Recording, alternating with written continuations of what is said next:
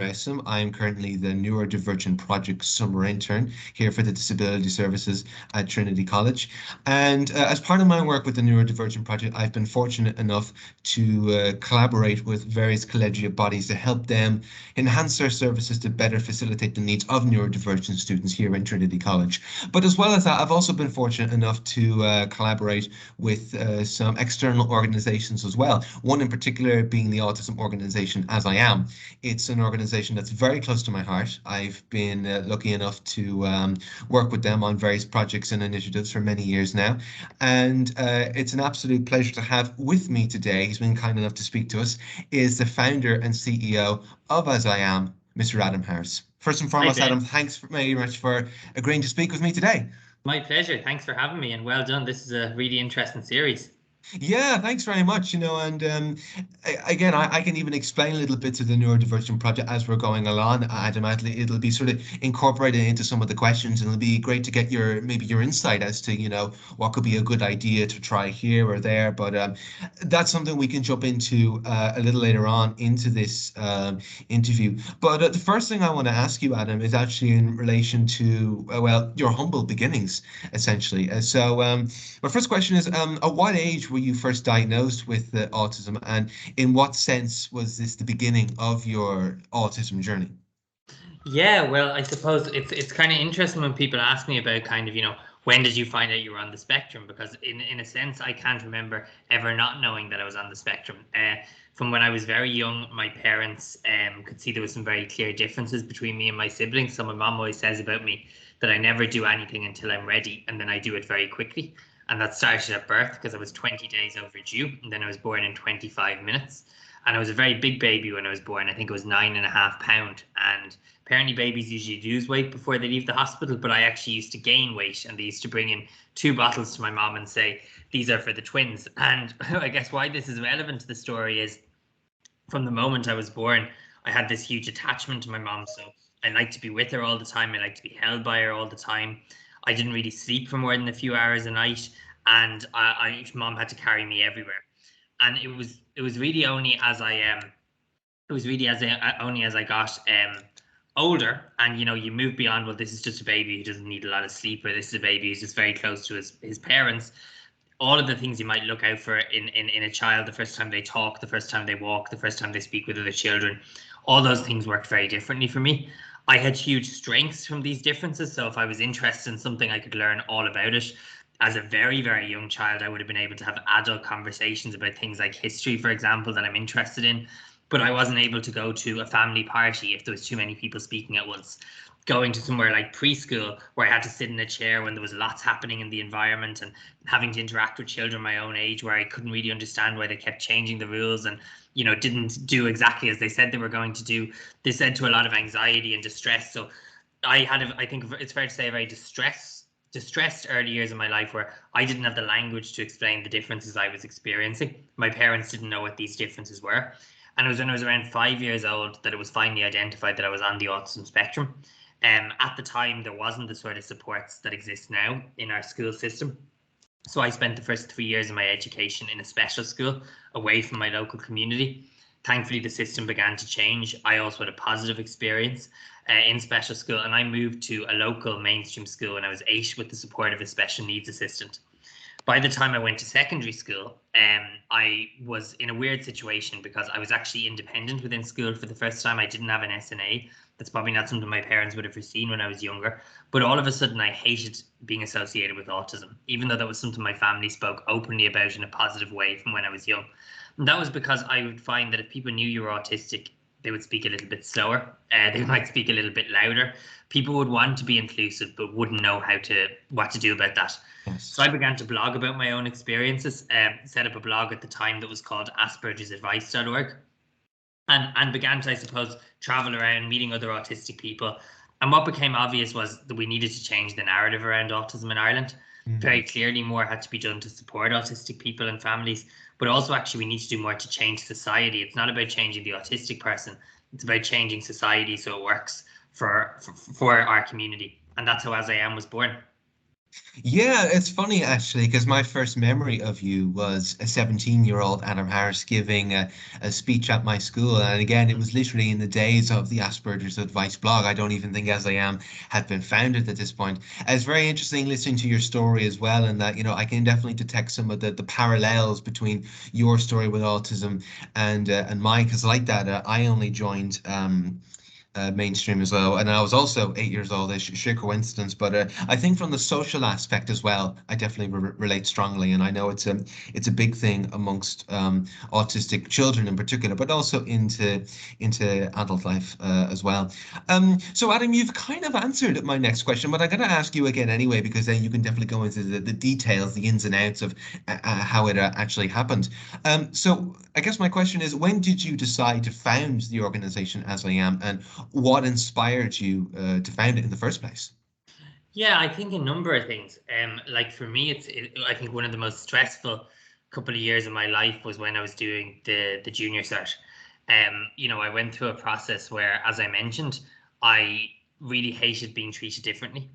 I also went through a process that I talk about as the travelator effect. And by that I mean, if you go somewhere like Dublin Airport, and if people can picture, on one side of the corridor you tend to have the travelator, and on the other side you tend to just have the hard ground that people walk on. Right. And it kind of felt like everybody else was calmly on the travelator, going through their teenage years, maturing, growing up, pushing boundaries, breaking rules, and I was legging it next to them, trying to keep up. So when I was 13, everybody else had been going down the local town for years by themselves. I was just doing that. They were going to the bigger town. I started doing that. They were going to Dublin. I started doing that. They were dating. I started doing that. They were drinking. This gap just opened up that I couldn't close and I couldn't keep up with. And I guess on the one hand, I didn't want to keep up because I'm somebody who likes the same, and all the change that went with the teenage years I found very stressful. But on the other side of things, um, I really wanted to be the same as everybody else, like every teenager does. So I think it's a really confusing time to be autistic, and that was very frustrating. What also happened was, like, I'm somebody, as I mentioned earlier, if I'm interested in something, I can really focus on it and learn everything about it. But I found in my junior cert years, I couldn't concentrate. I'd have everything I want to get on the page in my head. I couldn't get that from my head into the piece of paper. I found trying to organize myself going to 9 different classes impossible. Different books, different homework, different deadlines. And right down to, I suppose, as well, like, I'm a perfectionist. So my mind can get things out, but only when it's ready to get things out. And also it likes to get things perfect. So I should be a straight A1 in history. But if the first question is about the Renaissance, I'm going to spend all the time I need to get that just perfect. But that's not how the exam marking scheme and time works. Mm. So it was a very messy, stressful period. And my parents pushed me to do transition year as a result. And, transition year doesn't work well for every autistic person. But I actually found it to be really positive because it was a year where I didn't have those pressures. I could get to know a smaller group of people better. But critically, I could get to know them in a structured way through activities and interests that I had. So, like, for example, we did a TY mini company where we got quite far with it, and I got to know 3 people really well. And I was really focused on the project, but I was so relaxed in doing that, I was actually getting to know people as well at the same time. Yes. So there was that positive aspect where you've had a really difficult time, you're coming through into a better time, and you want to share about that. You want to do something about it, because I suppose I think it's very isolating. For me, I think it being an autistic person when I was younger, there wasn't really anyone you could talk to about it or anyone you could relate to, unless you wanted to talk to a parent or a teacher. And then it became very much a kind of a very medicalized thing, as opposed to actually just about, this is who I am and this is how I see the world. So I suppose it was partially about educating people, partially about breaking down that sense of isolation that led me to set up AsIAm. The other side of it, I suppose, as well, is if you're an autistic person, it's a little bit like being a member of a secret society. So what do I mean by that? Often in your own town, you know everybody else who's autistic. You've gone to school with them, you've gone to the same services, the same support groups. But when you're a teenager, it's often not spoken about. There's still this huge stigma around autism that people outside the community maybe don't understand. And, I observed even that when I began to make friends and I was 16 and 17, often the words people I would know and I would be friends with would use to describe other people who I would know to be autistic as, he's weird, he's strange, he's odd. Because in a very Irish way, we don't talk about these things. When I was a young child, most people went to special education. We've gone to that point to a point where 86% of children now attend mainstream school, which is obviously great, but we've done it without educating society as a whole. And that has really been what AsIAm has been about. It's been about giving autistic people a voice, breaking that sense of isolation, but changing how society works and how society perceives autism as well. Yeah, no, it's huge. And again, as I say, having been involved in as I am for so long now, it's been amazing, like to see all the different things it's done. But it's always interesting to hear, what the initial idea was. And yeah, and again, I suppose that kind of runs into my next question, which is, what happened from there, I suppose. So this is kind of a two-part question, but they're kind of two halves of the same walnut, as it were. So I guess what I want to ask is, in what ways has As I Am gone from strength to strength over the years? So I mean, like As I Am now has been around for, I want to say, 8 years. Would that be right? That's right. Yeah, so like obviously there's so much that's happened in those 8 years. What were the big sort of milestone moments within those 8 years that really made As I Am what it is today? Yeah, it's a really interesting question, and I mean, you've had a ringside seat, I think, in many respects when you were talking earlier on about remembering me visiting your school, your primary school. I remember that, and I remember shortly after that you wrote a blog for the now As I Am website, one of the very early pieces. So I think you've seen so much of this development as it's happened. I mean, it's difficult to pick out any one moment. I mean, if you think about what it started, so I suppose in 2012 I kind of started advocating. In 2014, 8 years ago, AsIAm was set up, and I mean it's certainly grown far beyond anything I could have hoped for. Initially I thought it would very much be a web platform, a place for sharing information. Today we're a team of about 25 people, half of whom are autistic or neurodivergent. And I mean, in terms of the scale that we've grown to, it's been really incredible. COVID-19 has been awful in one respect, in that it has had an enormous toll on our community. The loss of structure and routine, coupled with the closure of supports and services that people really needed. We saw a 300% increase in queries to our organization. And obviously that was crippling, but actually it also really challenged us to do more, to think about how we could work in a bigger way, to challenge ourselves. And as a result, like over the last 2 or 3 years, we've grown a lot. I think we've pretty much doubled in size. And when you look at that, we have a situation where we have this year 1,000 people receive direct supports from AsIAM. So whether that's people attending an adult support group, whether it's someone we'll support into employment through our employment programs, whether it's somebody attending our post-diagnosis advice clinic or our legal advice clinic. Separate to that, we've recently set up an autism information line. It's now open on phone and instant message 4 days a week. And we also have an email service that's open every day of the week. And that's where the community can get in touch, access guidance, request support.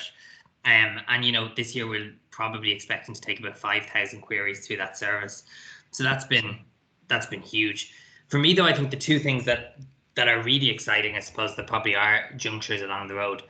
I think one is that we've really tried to actually define, how do we get beyond charity, get beyond including a person, and actually looking at how do we actually knock those barriers down. So for example, one of the really exciting projects we completed in 2018 was supporting DCU to become the world's first autism-friendly university. We now have also accredited the National College of Ireland, and we're working with a number of universities now in Ireland and overseas towards that standard. And then also in the same year, 2018, we supported Clonakilty towards becoming Ireland's first autism-friendly town, the first community anywhere in the country where over 150 organisations have made changes to how they work and undertake training.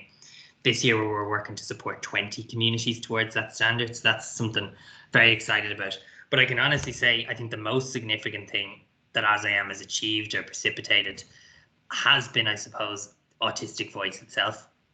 It was always about using my story, if you like, in the early days, to give other people the microphone. And now today we have a big team of autistic people out there telling their stories, educating other people, supporting other autistic people.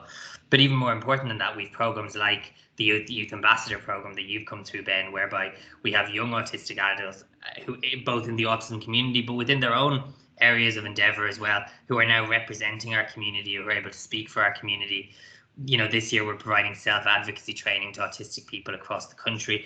So I think that's the most important thing, that we've shifted the narrative and we've given the microphone to autistic people. I think that is a key ingredient for change. Well, I can definitely speak from experience here, Adam, when I say that it was an extremely exciting time to be part of the youth leadership team in AsIAM the first time round, and that there were so many autistic people in the one place and all sharing their experiences. They were all from different walks of life, and it was, as I say, it was just such an exciting time. So, to hear you say that, and to identify it as one of the biggest aspects of why As I Am has been such a success. It's just incredible to hear, and I think obviously, um, with the successes that As I Am has had, I have no doubt as well, and you kind of touched on it as well, that there have been some challenges and barriers along the way. And that, frankly, is my next question. Would you say that there were any specific challenges or like that barriers that you encountered when As I Am was getting launched in the early days, or maybe even in more recent times as well? Oh, so I think there's just so many challenges to this work. I think one of the biggest challenges for a very small organization is what we have to do every day when we come in here is try and our very best through the support programs we do, the campaigning work that we do, the education work that we do, to create a suite of supports that speaks to an autistic child who's just been diagnosed and an autistic person who's 75, Yeah. and also to speak to somebody who's autistic in full-time employment, or a person who, for example, is accessing residential services as an adult. We have to try and make sure that we represent a very diverse and dynamic community. And I think that's Mm, exciting, but it's also really challenging, and it yeah. challenges us, I think, every day. I think other challenges are the COVID pandemic was enormous, in terms of I spoke already about the need of the community, but then also trying to support your own team through that, as a neurodivergent team, learning to work remotely, dealing with all the challenges and pressures that COVID brought. But then it also, in a more, I suppose, upfront way, fundraising during that time was huge. You have this huge increase in demand, but you can't do fundraisers. You can't Mm, organize a run. You can't hold a dinner. So it was very hard to actually just raise enough money to meet the huge demand yes. Yeah. that we saw. So I think that was huge. And I think the other thing, I think the biggest challenge, the thing that I think I feel every day, and I think people here generally do, is that we know we're doing a lot, but we want to be able to do so much more. And it's frustrating sometimes when you see people in real distress, people who don't have school places, people who are waiting 6, 7 years to access basic supports, autistic people who are very talented who can't get into work. And we're only able to do a small fraction of what we'd like to be able to do. Sometimes things aren't directly in our control, they're in control of government. Other times it's just about funding. Every program that we're delivering to 100 people, we could easily fill 1,000 places if we had Yeah. enough. So that's difficult, and that means that no matter what you achieve, you always feel you should be doing more. Yeah, and you obviously touched on the COVID part as well, which I think across the board was just, I mean, I can certainly speak from my own experience, just how difficult it was to deal with on an academic level, on a personal level, on a societal level, a global level. And then obviously for autistic people, it can be such a much bigger challenge then again. But it's amazing. Like obviously you actually mentioned a lot of statistics there in the last couple of minutes, and I think it's always interesting to tune into the statistics every so often just to see, number one, what's happening within the community, but then also to see the impact in turn in numbers.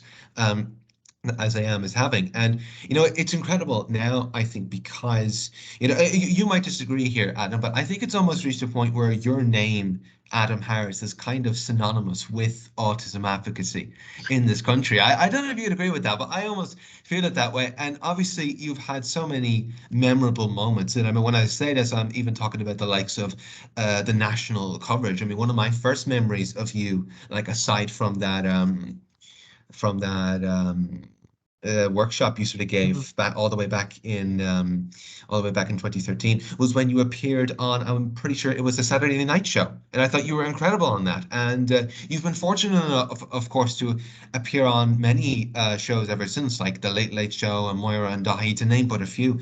But to actually get to the bedrock of my question, are there any of those that stand out for you? And again, like I'm forgetting loads here, but I'm sure you'll obviously remember a good few. Was there one where you just sort of went, yeah, that went really, really well, and that spread a positive message throughout the country? But that's very nice of you to say. I think that, like, For me, probably one of the most exciting things we ever did was the Autism&Me documentary in 2017, where I was kind of, I think, one of 5 autistic people they followed. And I guess I was kind of given the advocacy side to things. And then we followed people from lots of different backgrounds, including, I'm thinking of Niamh Biddulph, who's actually a graduate of Trinity College, the Centre for Intellectual Disability in Trinity College, is an amazing advocate.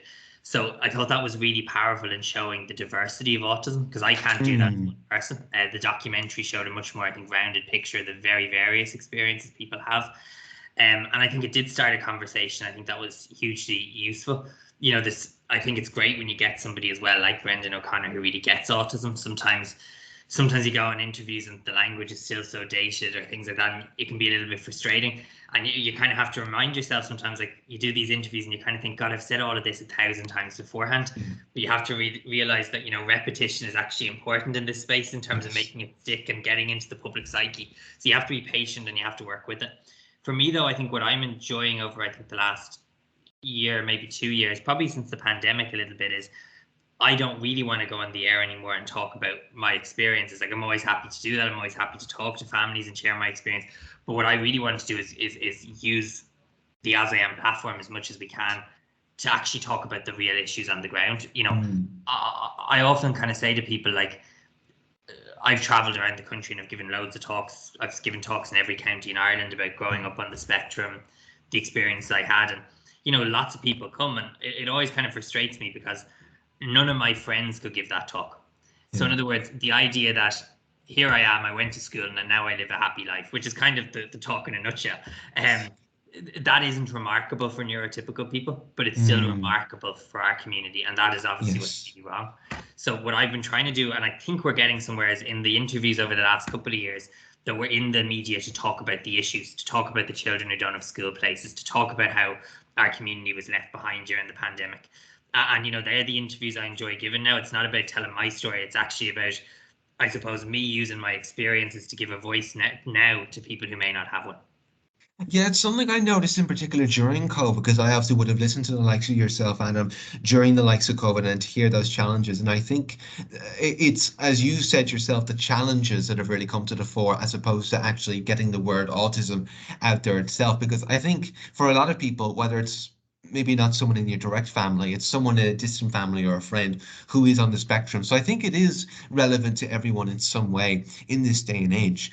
But in the spirit of memorable moments, because I guess that's what I was kind of getting at when I said the likes of your appearances on TV and radio and stuff, I suppose 2 that stand out for me would be when you came to give a speech in my secondary school. Now, there was obviously the one in Cronin's, you'll remember that, but you obviously came to speak in St. Killian's as well. I wrote to you, you said, yeah, absolutely. And, you know, that was, I've always said, you know, when I think about my life with autism, there was a time before that talk and the time after that talk, because I learned so much about myself from you alone, but then also when I got to meet the youth leadership team only a couple of months later, and I got to hear their stories and to see what walks of life they came from, you know, and their friendships that last today, as you know yourself. And then I guess another one as well would be when I got to recite my own poem at the 2017 Autism Conference. And it's good to mention them as well, because I think they were a huge milestone as well, certainly that inaugural conference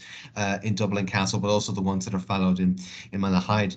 So just in terms of memorable moments, that really stands out for me. But for you personally, like regardless of how much national attention it got or what it did in terms of statistics, what are the memorable moments for you in AsIAm? I mean, it could be literally founding it if you want, but I'm more just curious to know in that respect.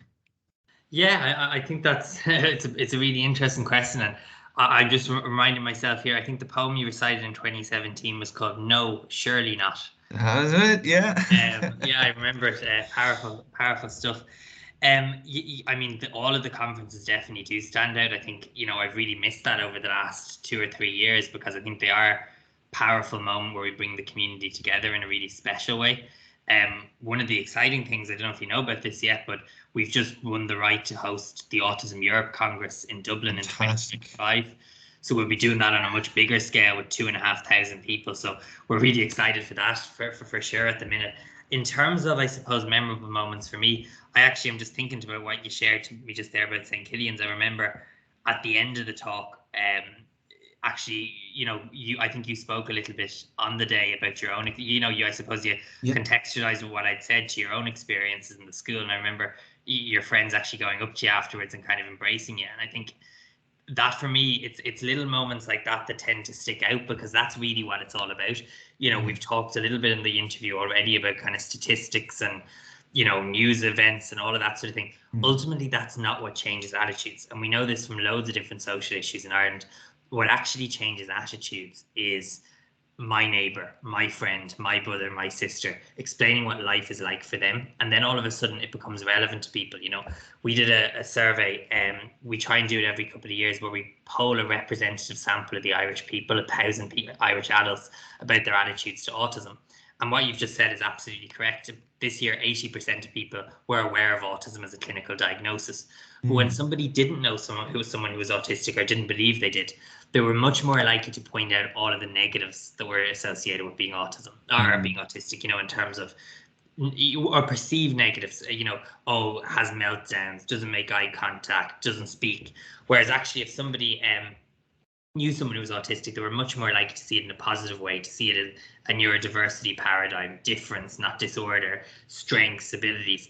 So that human story is so important. And that for me is really, every time we've had those little moments where it's like you standing up at a conference, you speaking in your school, other members of the leadership team, other people as we've gone across the country, they for me, I think, are the most impactful moments.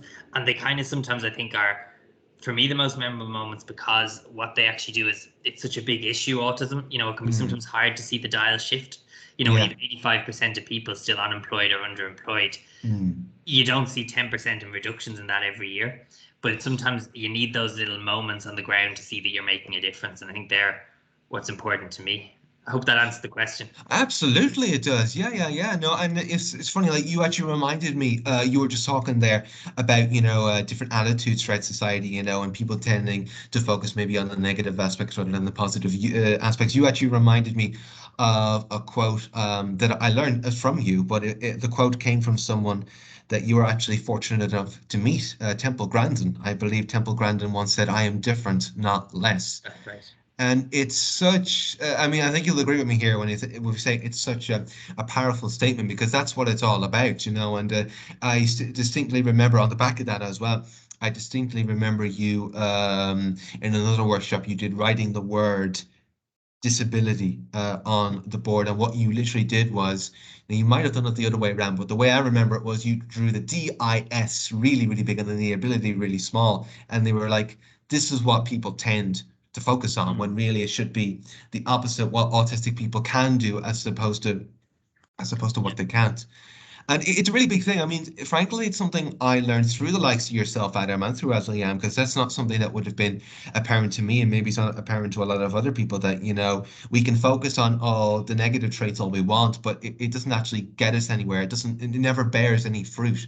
So I guess in that respect, it's always important to play to our strengths and garner experience from different people, the likes of yourself. Obviously, you were fortunate enough to meet Temple Grandin. A little side question: what was that like? It was incredible. I actually met her twice. The first time I met her, it was very brief, and got a photograph with her and those sort of things. But I was privileged. I think it was in 2018. She was in Cork for an event that I was invited to, and I got to have dinner with her.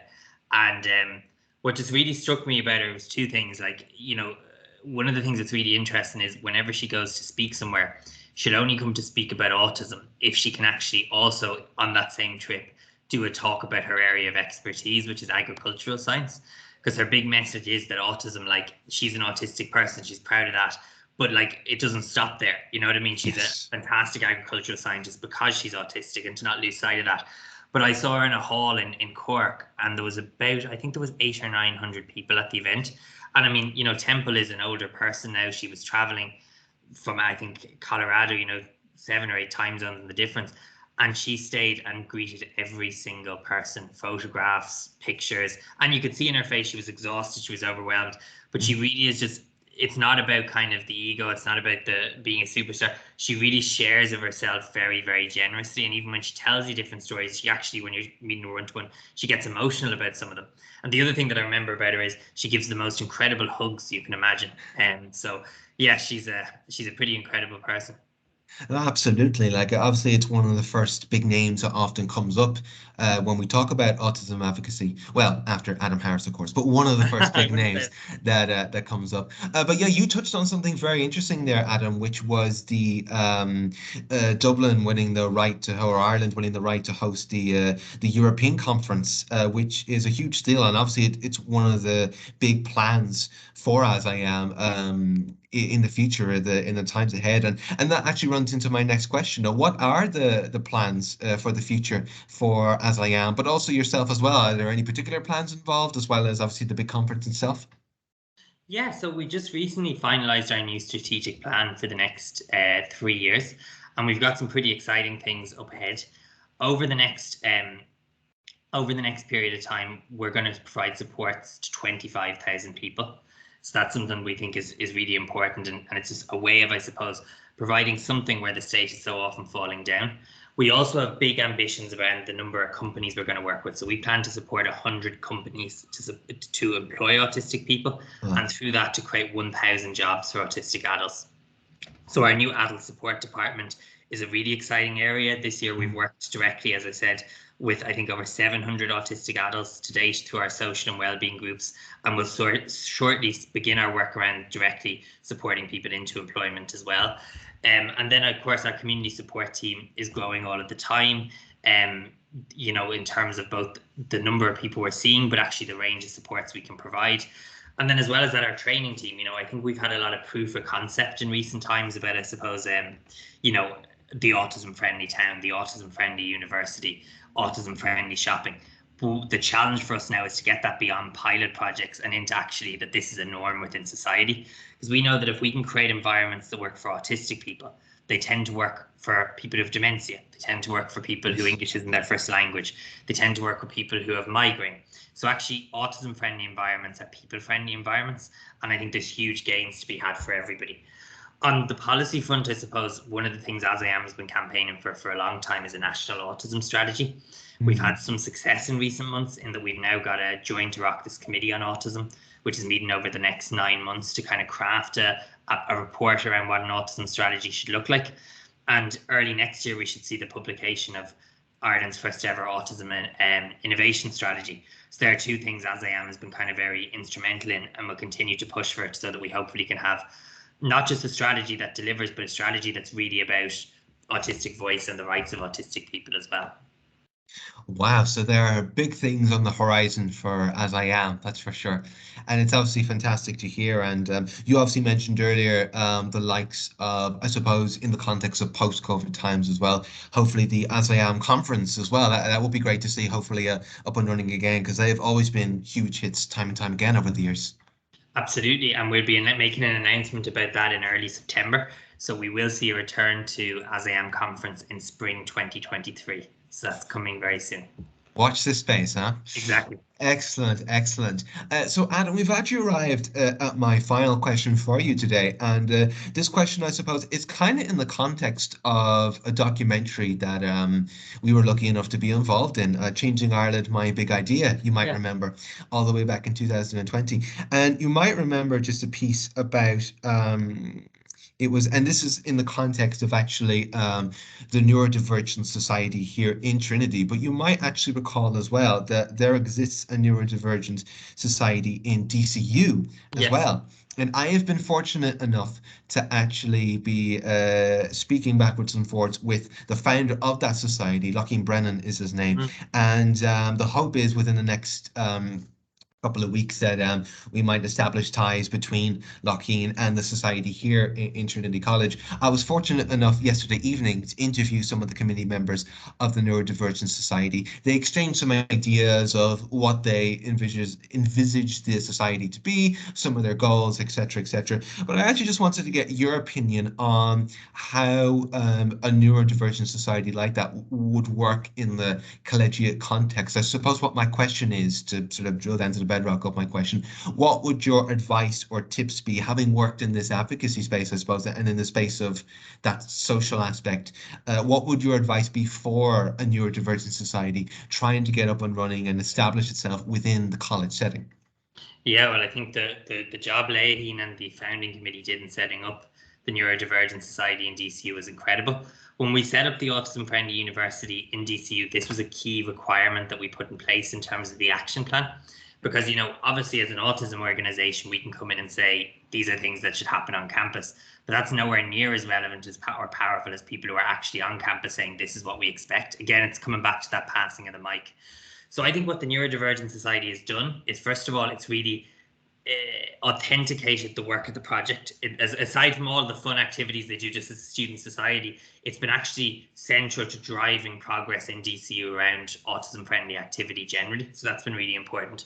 But I think the other thing that's been important is people shouldn't see it as a substitute for support for the disability service, or indeed as something that can be achieved by the disability service. Because I think what's important is there's absolutely a space to access formal peer support programs through the university, to access formal support.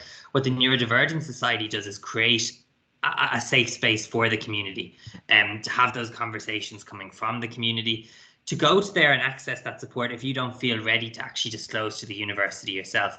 Within the work we did in DCU at the time, 54% of students who we surveyed hadn't told the university that they were autistic.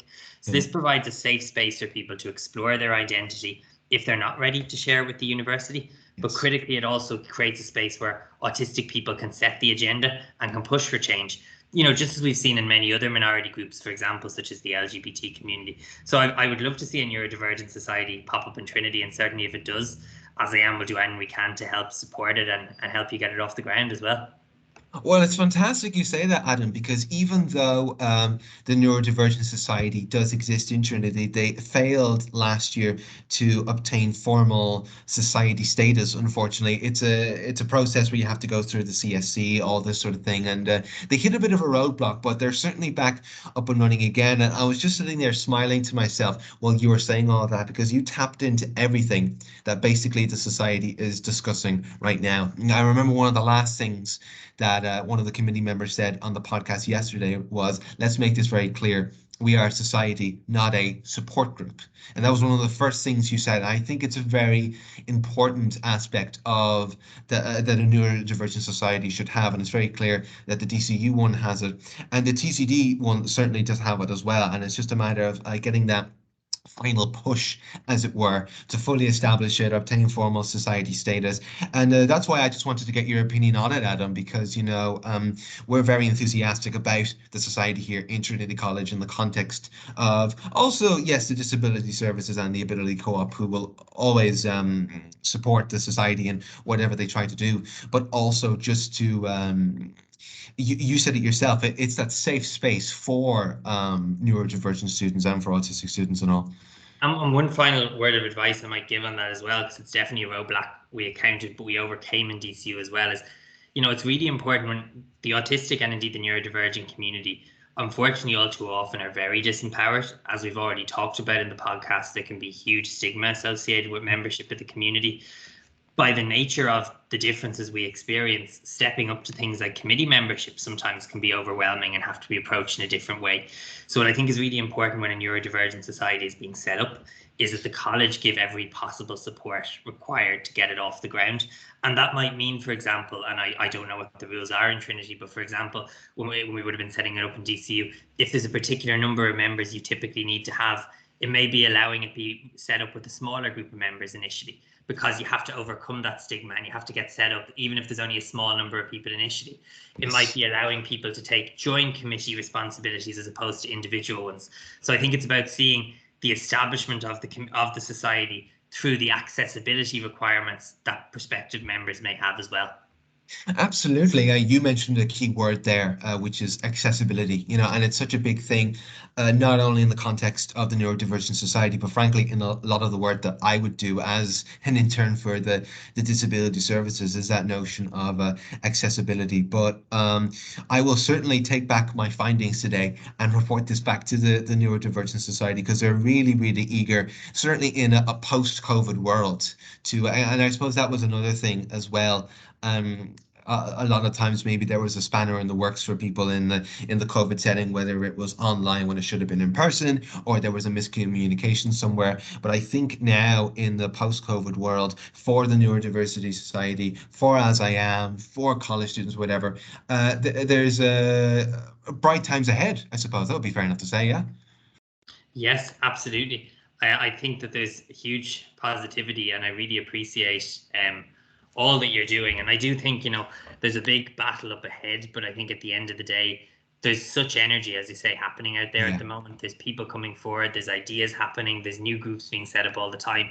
So even though, as we spoke about today, I think it's daunting, I actually think that the future is bright, and sometimes you just have to put your head down and then come out the other side. But I think, what I often try and think about is for young autistic people today, people much younger than me, I think that they will be looking ahead to a much brighter future than the barriers that are there presently. And that's because of work like this project, like the work that you're doing and the work that you've done with us and AsIAm as well, Ben. Absolutely, absolutely. And it means a lot to hear you say that, Adam, as well. It's obviously been such a pleasure to work alongside you over these years. And it's hard to believe now, like, obviously, I would have first seen you in the flesh back in 2013, but I got to meet you properly in 2015, and to work alongside you and fellow autistic young people, men and women over the years. It's made me the person I am today, and I certainly wouldn't be in this sort of advocacy space had it not been for that experience very early on. So I just want to take the time to thank you personally for giving me that opportunity. Not at all. Everything we do has been our pleasure, and I think you're a terrific advocate, and I'm looking forward to seeing what you will do next in the time ahead. Well, we'll wait and see, won't we? Adam Harris, you are a living legend. That's just all I want to say. Thank you Thanks, so Ben. much for taking the time to speak to me today. And for those of you watching, I hope you enjoyed. Thanks very much, Adam. Thanks, Ben.